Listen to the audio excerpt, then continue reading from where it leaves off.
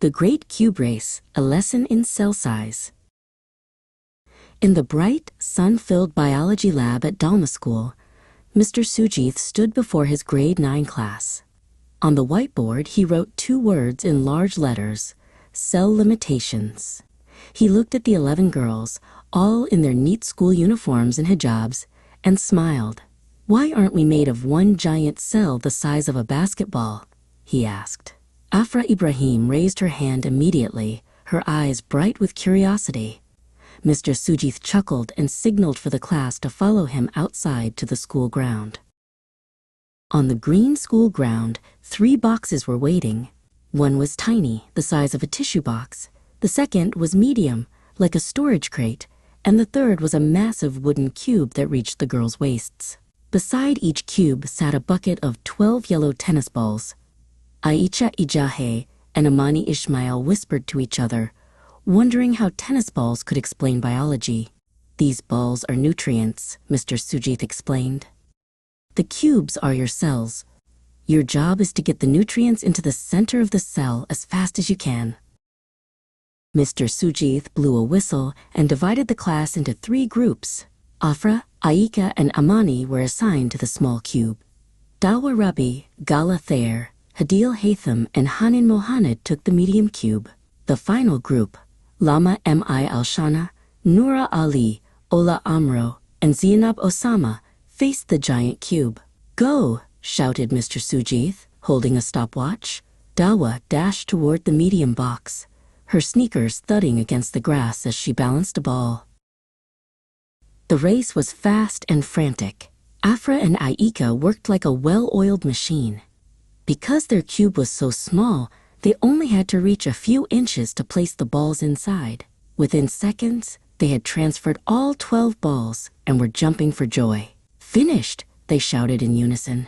Meanwhile, the other groups were still struggling, running back and forth to reach the deep centers of their much larger cells.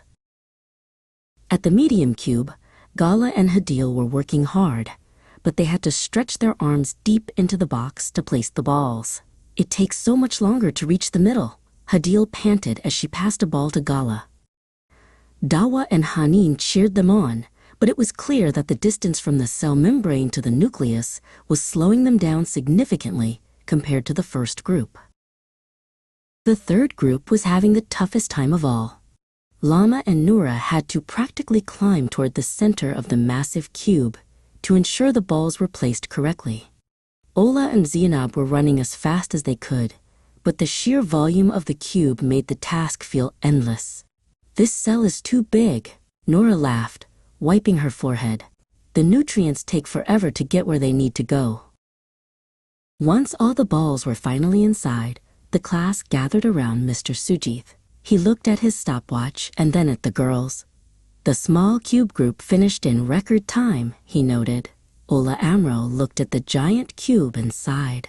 "It's just not efficient, Mr. Sujith. If I were a real cell that big, I'd starve before the food reached my center." Mr. Sujith nodded, pleased that they were already seeing the logic behind the lesson. Back in the classroom, the girls opened their notebooks to calculate the math behind the race. Hanin Mohamed and Zainab Osama worked together on the formulas. They calculated the surface area by multiplying the side by the side and then by 6. Then they calculated the volume by multiplying side by side by side. As they compared the numbers, they noticed something startling. As the cube got bigger, the volume grew much faster than the surface area.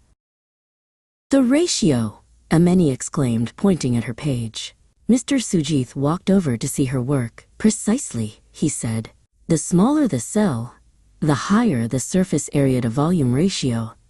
This means there is more doorway space on the outside to let things in relative to the space inside."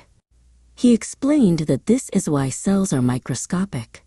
They must remain small to ensure nutrients can reach every part of the cell quickly and waste can exit just as fast. To wrap up the lesson, the girls moved to their laptops. Using Microsoft Teams, they jumped into breakout rooms to discuss how this ratio applies to different cell shapes. Dawa and Gala collaborated on a digital presentation finally posting their findings about 1, 2, and 4 micrometer cubes onto the class Padlet. As the bell rang, the girls left the room with a new understanding of the tiny, efficient worlds living inside them, all thanks to 3 cubes and a few tennis balls.